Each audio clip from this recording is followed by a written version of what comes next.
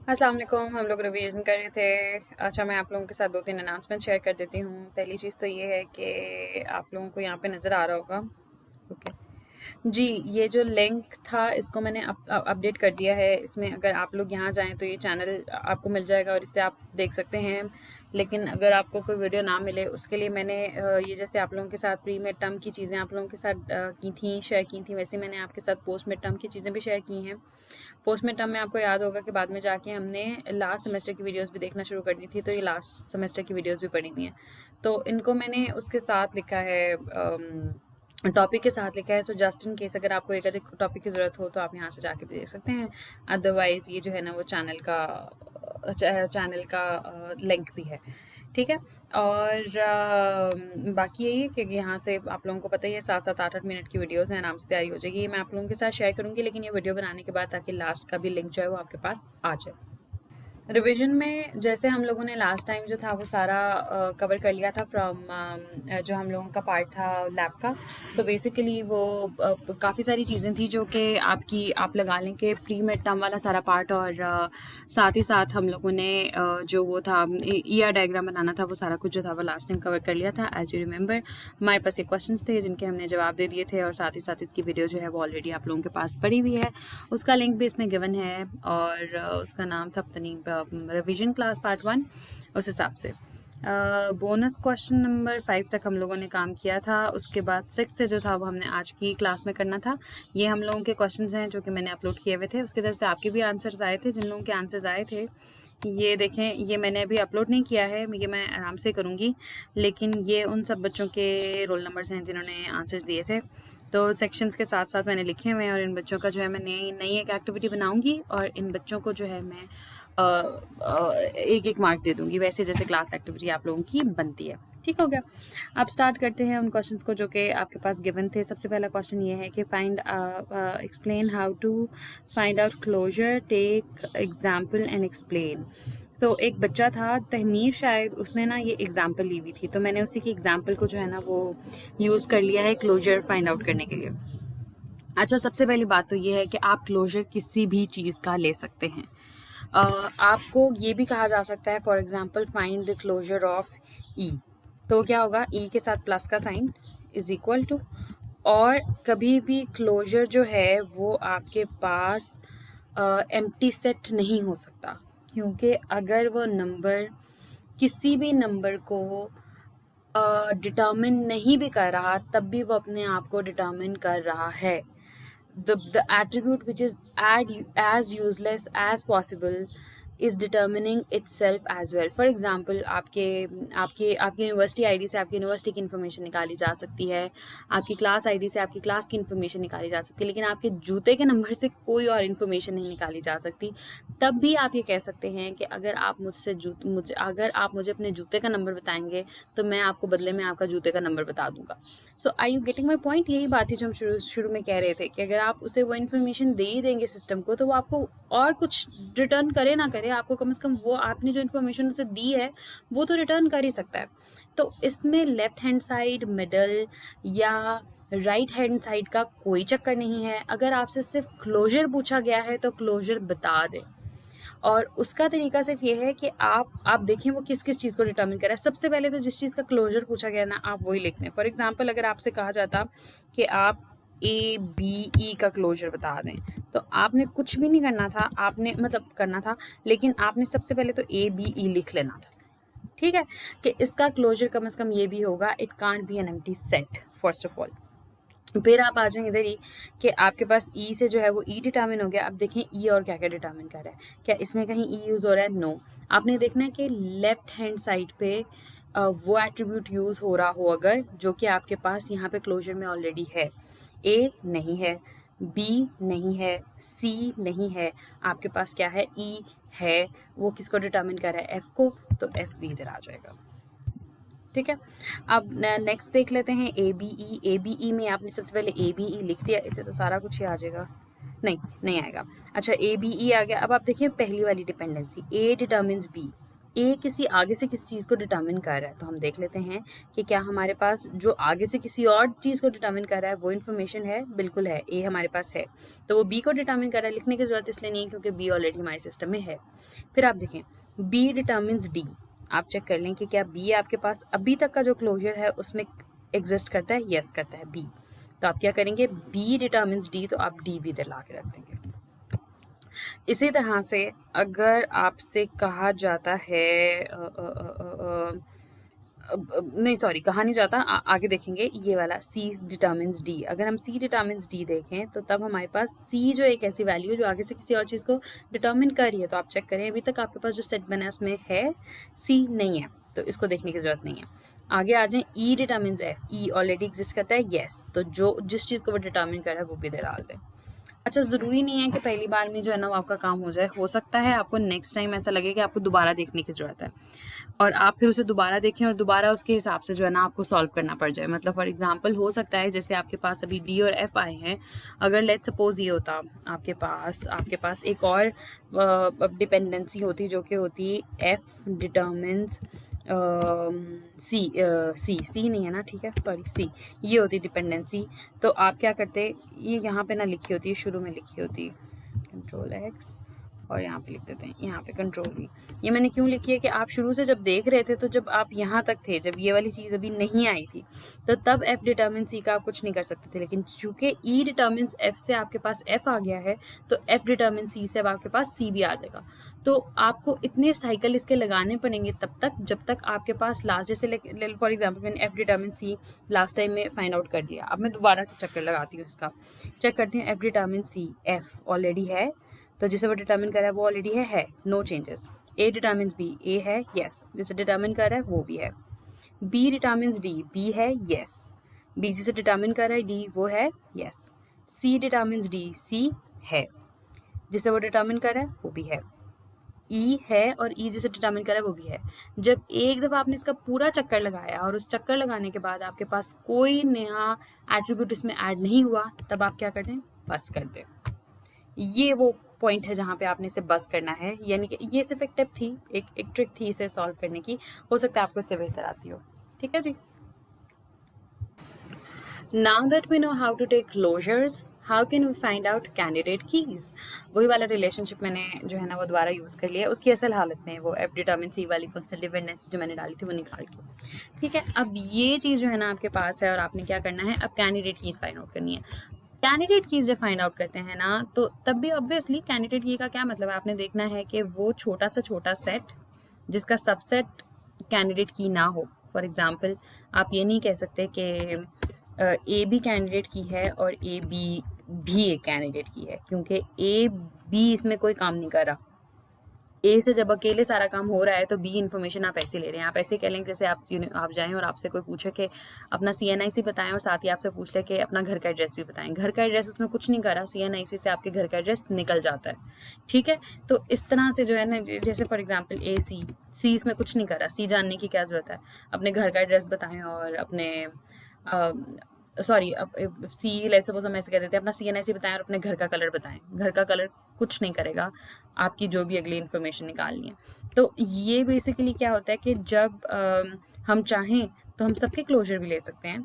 हम ए का क्लोजर लें, बी का लें, सी का लें, डी का लें, ई का लें। फॉर एग्जांपल ऐसे हमारा बनता है, ए का क्लोजर लेते, बी का क्लोजर लेते, सी का लेते, डी का लेते, ई का लेते, ठीक है। इसमें से जनाब किसी में भी वैल्यू नहीं निकली, कोई भी क्लोजर जो है ना वो ठीक नहीं निकला, लेके देख लेते हैं। ए के क्लोजर से निकल जाएगा, ए निकल जाएगा, बी निकल जाएगा और बी से डी निकल जाएगा। और ये मैं आप लोगों को ना सिर्फ आइडिया दे रही हूँ कि हम लेफ्ट हैंड साइड और राइट हैंड साइड बनाते क्यों हैं, ठीक है। ए बी और डी आ गया आपके पास, और अब दोबारा जाके देखें तो सी चुके नहीं है तो आगे से ई भी नहीं है, एफ भी नहीं है तो नहीं आया। अच्छा, बी का क्लोजर देख लिया तो बी से बी खुद आ गया और डी आ गया, ठीक है। अच्छा, अब चूँकि इसमें लिखना पड़ता है और साथ साथ टाइप करना पड़ता है, इसलिए मैंने साथ में क्लोजर लगा के, मतलब ये हर चीज़ के साथ ये आएगा, क्लोजर इज़ इक्वल टू, और उसके बाद ये ब्रैकेट शुरू होगी और यहाँ पे आके ये ब्रैकेट बंद होगी, ठीक है। बी का जब आप निकालें तो बी डी आ जाता है, इसके अलावा और कुछ नहीं आता। सी का निकालें तो सी डी आ जाता है और कुछ नहीं आता।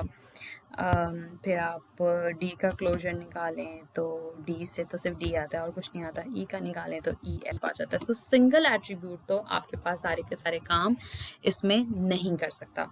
ये चीज़ तो हो गई है भाई कंफर्म।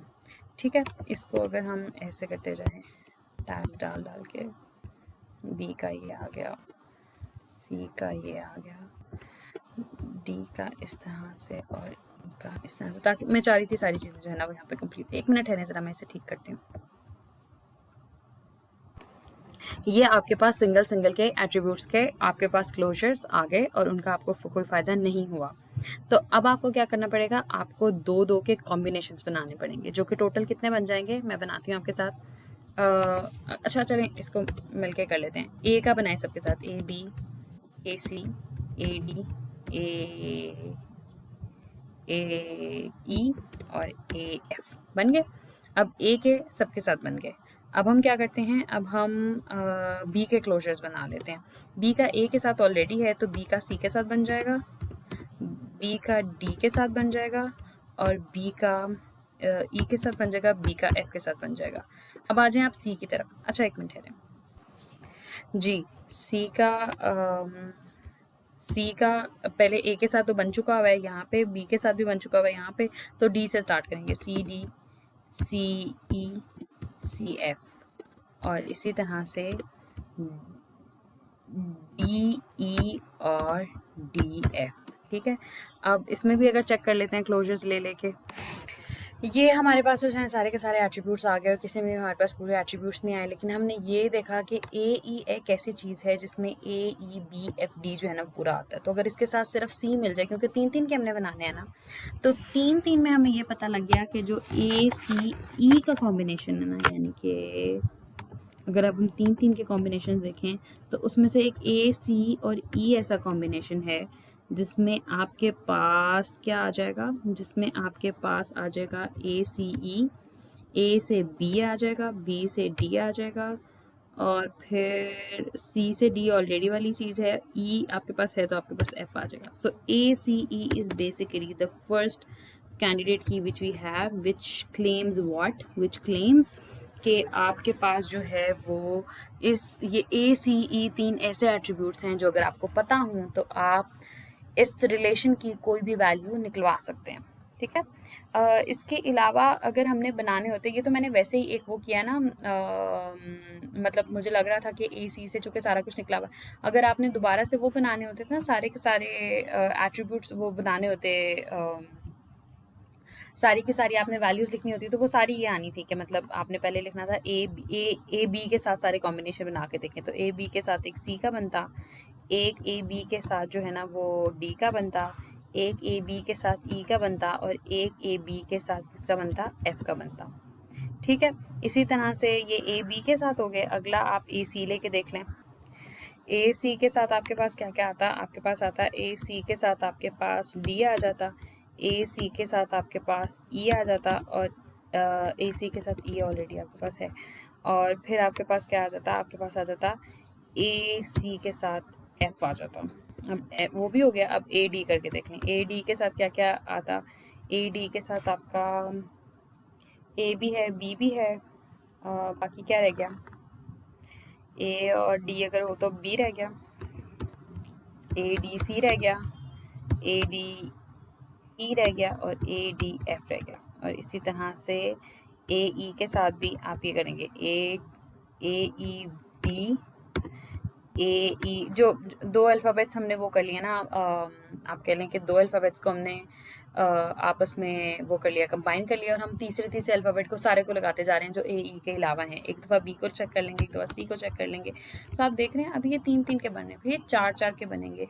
ये सारे क्लोजर्स लेने के बाद आप देखते हैं कि कहाँ कहाँ पे कौन कौन सा क्लोजर, जैसे फॉर एग्जांपल ए सी ई से आपको पूरा का पूरा क्लोजर मिल रहा है।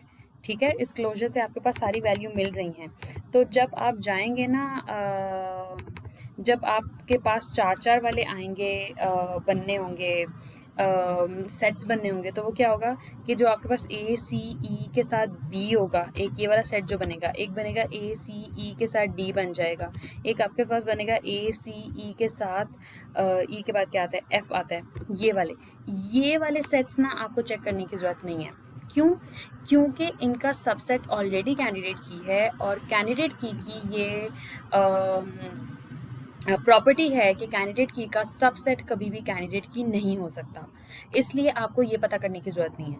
अच्छा, अब ये 3-3 के बनाए हैं, 4-4 के भी सारे बनाने पड़ेंगे, और फिर आखिर में आके 5 के। अब ये देखें कितनी बड़ी हैसल थी अगर हम सिर्फ कहाँ से स्टार्ट करते। अभी मैंने पूरा भी नहीं किया काम, एंड आई एम ऑलरेडी मतलब I am not tired but I am confuse right now कि मैं सारे कवर कर रही हूँ या नहीं कर रही हूँ। ठीक है, अभी आप लोगों ने सारे करने थे। हाँ ठीक है, कुछ वो हो गए, कुछ लेमिनेट हो गए, जैसे ए C E D A C E F, ये इसलिए एक्सक्लूड हो गए क्योंकि आपको थर्ड लेवल पे इसमें से सारी वैल्यूज़ मिल गई थी, इसके उसमें से सबसेट में से आपको सारी वैल्यूज़ मिल गई थी, लेकिन आपको जाना पूरा जो है ना वो आखिर तक पड़ेगा, आपको 4-4 वाले भी हो सकता है देखने पड़े। तो इन सब हैसल से बचने के लिए या इस सारी वर्किंग से बचने के लिए बस ये होता है कि एक मेथड यहाँ पे आ जाता है कि ख़त्म करें सारे को। ये यहाँ तक हमने इसको ख़त्म कर दिया, और सिर्फ ये आता है कि ही डिवाइडेड द मतलब आपके पास जो एट्रीब्यूट्स हैं इनटू व्हाट, इनटू 3 पार्ट्स। ठीक है, और उसने क्या किया, उसने ये वाली चीज़ बना दी आपके पास।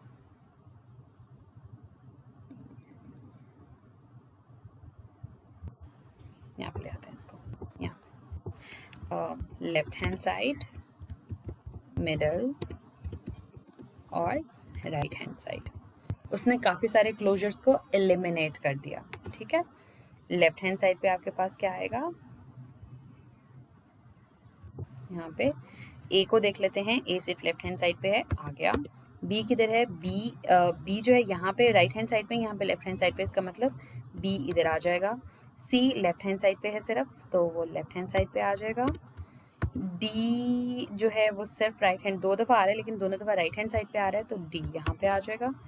ई जो है वो लेफ्ट हैंड साइड पे आ जाएगा, और एफ जो है आपके पास राइट हैंड साइड पे आ जाएगा। अब देखें, यहाँ पे एक बात को समझने की ज़रूरत है। आपने सबसे पहले लेफ्ट हैंड साइड के क्लोजर्स लेना शुरू करने हैं, एक एक करके, 2-2 करके, 3-3 करके। क्यों? इसलिए क्योंकि यहाँ पे वो वैल्यूज़ हैं जो किसी से डिटर्मिन नहीं हो रही, जो दूसरों को डिटर्मिन कर रही हैं। अगर उन्हें कोई और डिटर्मिन कर रहा होता तो वो मिडल में आती, और चूंकि वो किसी को डिटर्मिन नहीं कर रही, खुद डिटर्मिन हो रही हैं, तो वो किसी क्लोजर के आंसर में आए हैं, उसके लिए ज़रूरी है कि वो उस क्लोजर का पार्ट हों। समझ आई बात की? फॉर एग्ज़ाम्पल मैं कहती हूँ कि ए और ई जो है ना, इसकी प्राइमरी की नहीं बन सकती, कैंडिडेट की नहीं बन सकती। पहले कैंडिडेट की बनेगी तो प्राइमरी की बात आएगी। क्यों नहीं बन सकती? क्योंकि इसमें सी इंक्लूडेड नहीं है। आपके पास बेशक ए से बी आ जाए, बी से डी आ जाए, ई से एफ आ जाए, आपके पास देखें सी से सी डी को डिटर्मिन कर रहा है, लेकिन वो बी भी कर रहा है, बी का काम भी चल गया, लेकिन सी जो है वो ऐड नहीं हो सका। क्यों नहीं हो सका? क्योंकि उसे तो कोई डिटर्मिन कर ही नहीं रहा। वो तो खुद किसी को डिटर्मिन करी है, लेकिन उसका खुद उस सेट में आने के लिए ज़रूरी है कि उसका आप खुद क्लोजर ले रहे हो। आप ए का खाली का क्लोजर लेके देखें, आपके पास जो है ना वो यहाँ से अब स्टार्ट करते हैं ना, कि जैसे फॉर एग्जांपल हम ऐसे स्टार्ट करते हैं इधर नीचे से। अब हमें ये तो पता है कम से कम अकेले से तो काम नहीं चलेगा, लेकिन ये हो सकता है ए सी से काम चल जाएगी इससे। अच्छा, यहाँ से हम ना इधर चले जाते हैं। अब आप क्या करते हैं, आप पहले लेफ्ट हैंड, अच्छा let's suppose left hand side आपको मिला के आपका काम पूरा नहीं करके दे रहा, आपको किसी का भी क्लोजर पूरा नहीं आ रहा, तो फिर आप मिडल में आ जाएंगे। अब ये क्यों कहते हैं कि मिडल में आते वक्त लेफ्ट हैंड साइड के सारे एट्रीब्यूट्स लेके आए?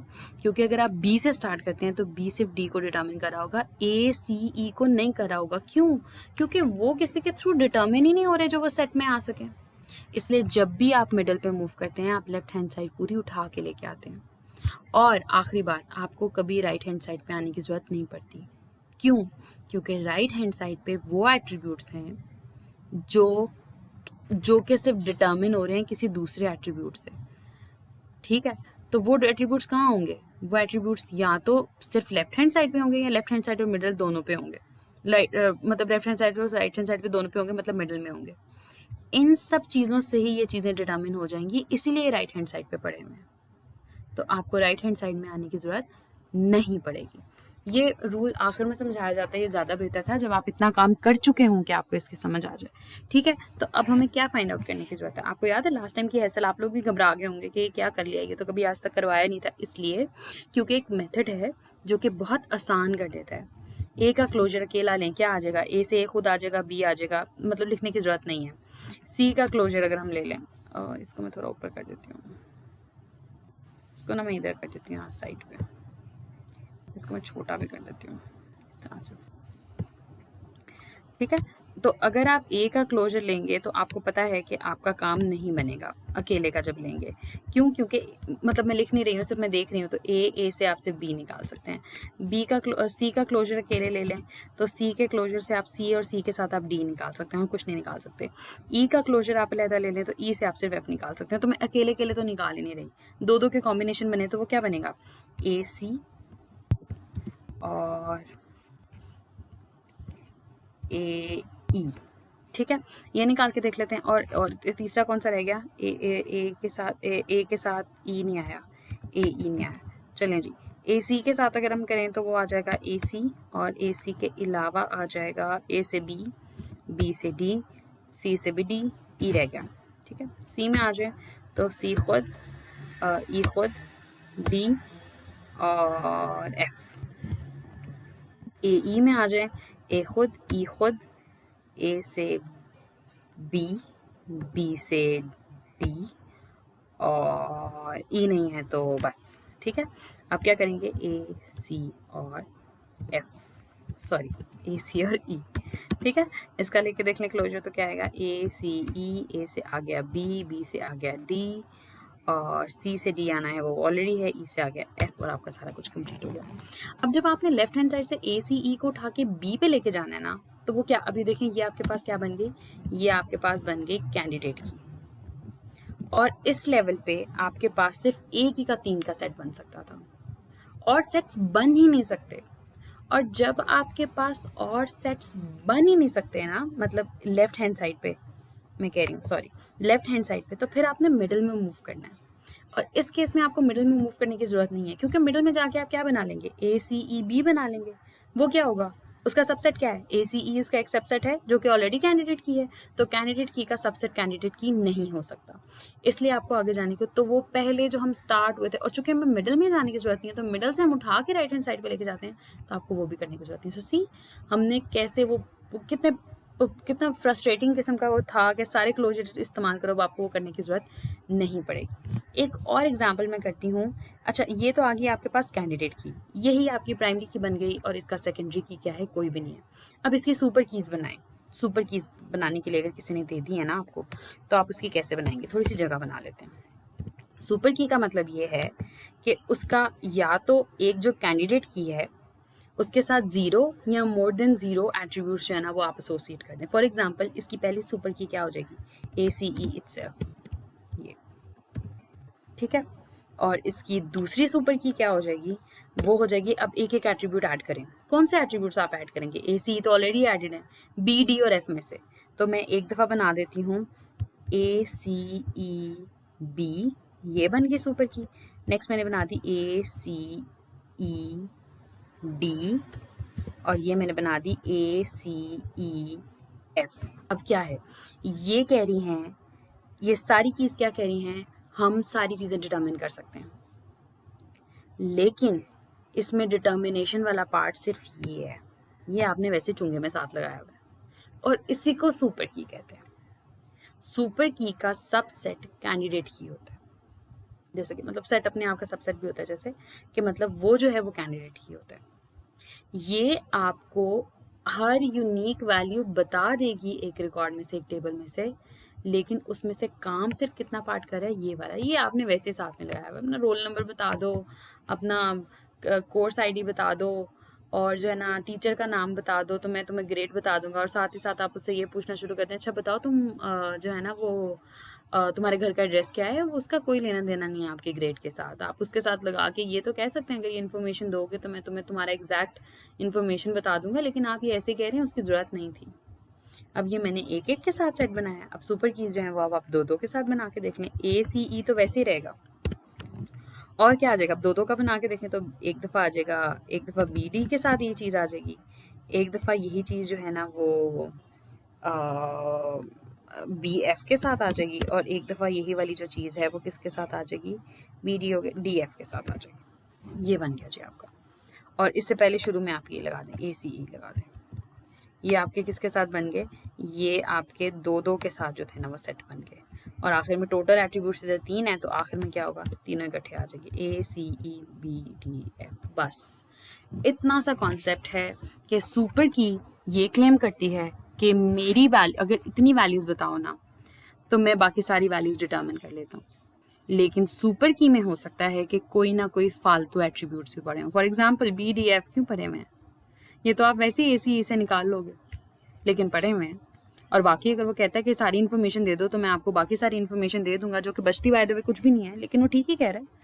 आपसे कोई पूछे अपना नाम बता दो, वालिद का नाम बता दो, अपनी डेट ऑफ बर्थ बता दो, और बाद में आपको कहे मैं आपको ये सारी वैल्यूज़ दोबारा बता सकता हूँ, ऑब्वियसली वो बता सकता है, उसने सारी वैल्यूज़ आपसे पहले खुद मालूम की हैं।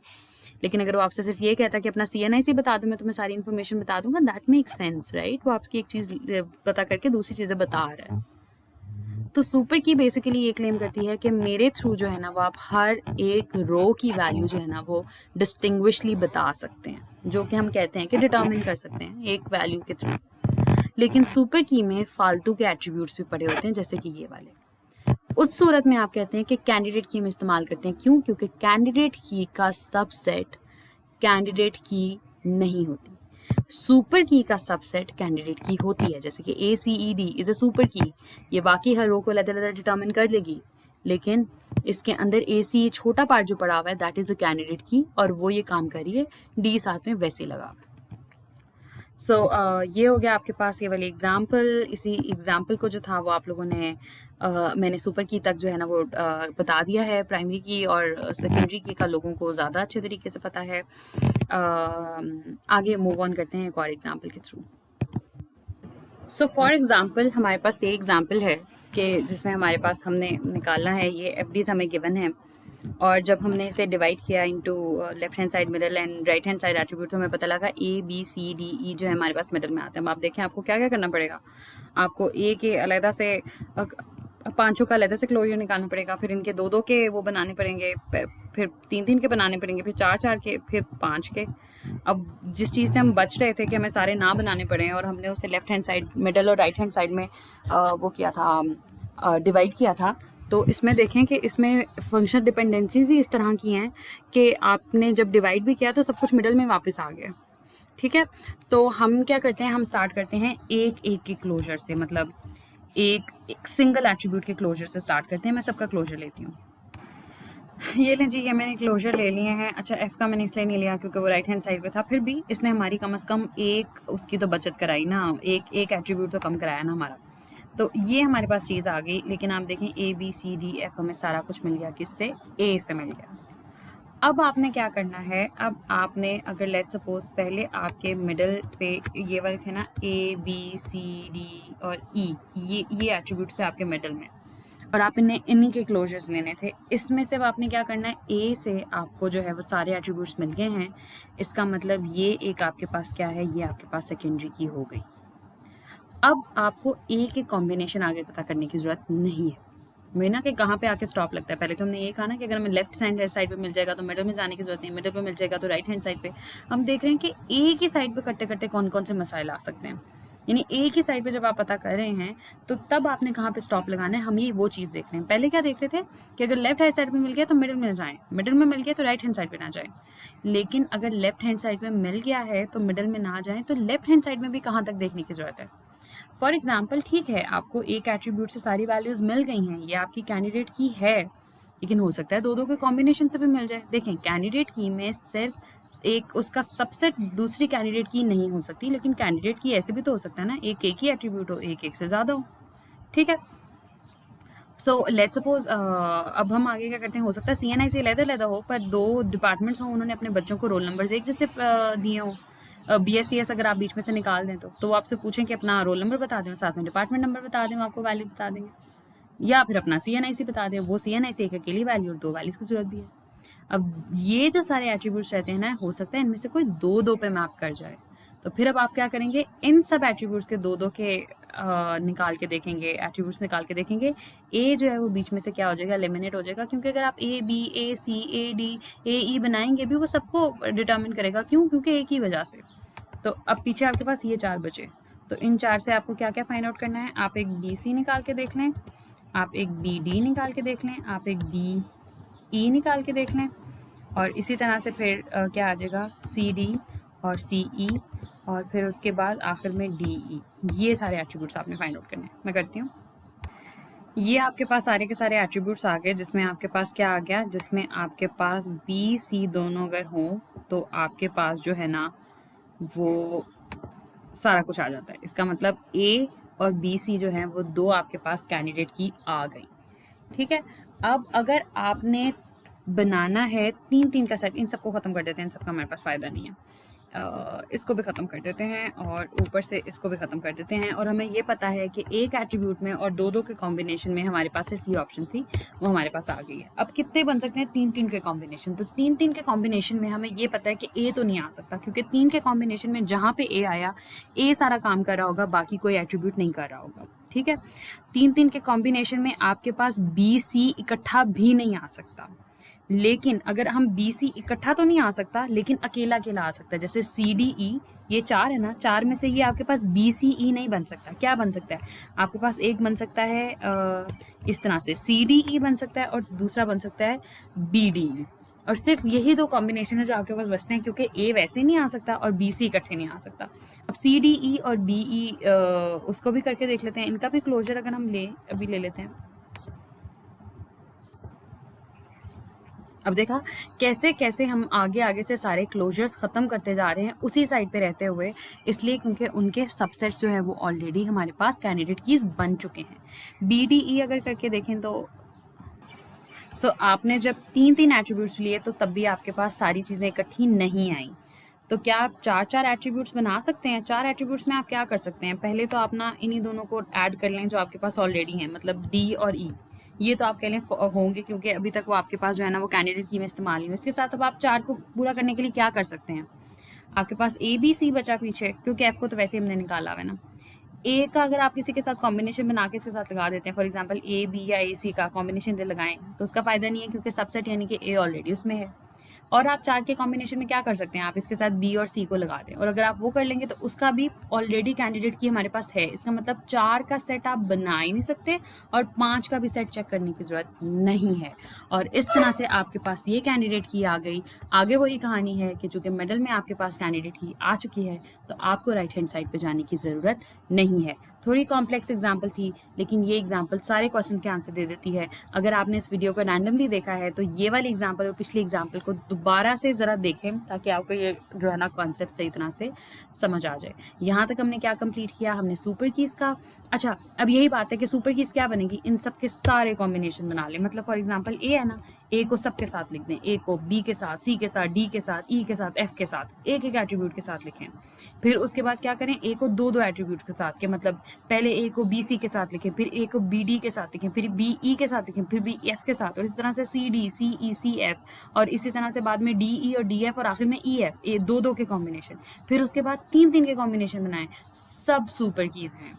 क्यों सुपर कीज़ हैं? क्योंकि उनमें A मौजूद है, और A मौजूद है तो वो कैंडिडेट की है, तो वो सबको सुपर कीज़ बना रहे हैं। इसी तरह BC को लें और इसको करें, इसको पहले सब एक एक एट्रीब्यूट को, मतलब BCA, BCD, और फिर उसके बाद E के साथ, फिर F के साथ, और फिर इसी तरह से इस कॉम्बिनेशन को 2-2 दूसरे एट्रीब्यूट्स के साथ लें। एक दफ़ा AD के साथ लें, फिर AE, फिर AF, और इस तरह से आपके पास सारे के सारे जो कॉम्बिनेशंस बनते जाएंगे वो सुपर कीज़ हैं। सो यहाँ तक क्लियर हुआ क्या? कि पहली बात तो ये है हमने लेफ्ट हैंड साइड, मिडल और राइट हैंड साइड में क्यों किया, वरना उसके बगैर बहुत खप थी। और फिर ये कि आप how to find out a primary key, और फिर ये सॉरी प्राइमरी की वैसे बेसिकली बाद वाली बात है, how to find out a candidate key. अगर आप एक साइड पे भी हैं तो आपने किस हद तक जाना है, किस हद तक पता करना है वो, मतलब एक साइड पे ये नहीं है कि अब अगर आपके पास ए से निकल आया तो आप बस कर दें, आपने बाकी 2-2 के 3-3 के कॉम्बिनेशन भी वहाँ तक बनाने हैं जहाँ तक दे आर पॉसिबल। और उसके बाद जब आपको एक साइड पे मिल जाए तो आपको दूसरी साइड पे जाने की ज़रूरत नहीं है। वंस यू नो आपके पास आ गई हैं ये दोनों क्या है, कैंडिडेट कीज़ हैं, इनमें से एक क्या है, इसमें से एक प्राइमरी की है, बाकी दूसरी सेकेंडरी की है। कैसे फाइंड आउट करते हैं, अभी तक जो है ना हमने ये तरीका नहीं देखा कि हमने कैसे किसी को प्राइमरी की रखना है। हम कह रहे हैं कि बस हम अपनी रिक्वायरमेंट के हिसाब से देख लेते हैं। आप बेशक एक को रख लें और आपके पास सी बी सेकेंडरी की बन जाएगा, आप सी बी को जो है ना प्राइमरी की बना दें और एक जो है ना वो सेकेंडरी की बन जाएगा। और अगर ए की वैल्यू होती तो वही होती और आपके पास सेकेंडरी की वैल्यू क्या हो जाती, नल हो जाती। सो यहाँ तक ये सारी चीज़ें जो है ना वो आपके पास क्लियर हो चुकी हैं। जो वो पहली एग्जाम्पल थी उसमें हम ये वाली जो हमने की थी, इस एग्जाम्पल में हम कहाँ तक पहुँच गए थे, हम यहाँ तक पहुँच चुके थे, फाइंड सुपर की, सेकेंडरी की, प्राइमरी की, कैंडिडेट की। अब पीछे रह गया है what is the current normal form and convert into highest normal form. 35 minutes की वीडियो हो गई है, इधर ही कर लें क्योंकि सिर्फ ये 2 टॉपिक्स रह गए हैं, उसके बाद वी आर डन विद देखा है नॉर्मलाइजेशन में ही सारा कुछ आता है, सारा कुछ एक साथ कवर हो जाता है। नाउ इट्स मेकिंग सेंस, क्योंकि अब आपको पता है कि हम ये छोटे छोटे पार्ट्स क्यों करे थे। क्लोजर अकेला करो तो समझ नहीं आती, क्यों फाइंड आउट करें, अब पता लगा कि उसकी किस चीज़ में वैल्यू की ज़रूरत है। आखिर में आपको पता लगा हम सेकेंडरी कीज़ निकालते हैं, तो प्राइमरी कीज़ निकालते हैं, कैंडिडेट कीज़ सबसे पहले निकालते हैं, सबसे ज़्यादा इंपॉर्टेंट है। क्यों? क्योंकि आपने देखा होगा सारे रूल्स, आप नॉर्मलाइजेशन के जितने भी रूल्स होते हैं उसमें कैंडिडेट की बात होती है, प्राइमरी की बात नहीं होती। इसलिए जब मैंने कहा था कि कोई भी प्राइमरी की रख लें, उसकी रीज़न यही थी कि प्राइमरी की सिर्फ एक शोशा है कि ऊपर से कि ये वाली की जो है ना सब कुछ बता देती है। बेसिकली कैंडिडेट कीज़ होती हैं जिनके पास, सबके पास ये वाली प्रॉपर्टीज़ होती हैं। सो इधर ही कर लेते हैं मेरे ख्याल में। कन्वर्ट करंट नॉर्मल फॉर्म इसकी कौन सी है, ये आपके पास है। और ये वाली जब हमने ऊपर एग्जाम्पल की थी तो हमारे पास प्राइमरी की क्या निकली थी, ये यही है ना, ए से बी डी सी। नहीं जी, ये वो वाली एग्जाम्पल नहीं है, इसकी दोबारा से करके देख लेते हैं। चलिए दोबारा से करके देख लेते हैं। चलिए इसको ना करंट नॉर्मल फॉर्म कौन सी है और इसके हाईएस्ट नॉर्मल फॉर्म में कन्वर्ट करें, इसके लिए मैं पार्ट 2 की वीडियो बना लेती हूँ, बहुत लंबी हो गई है।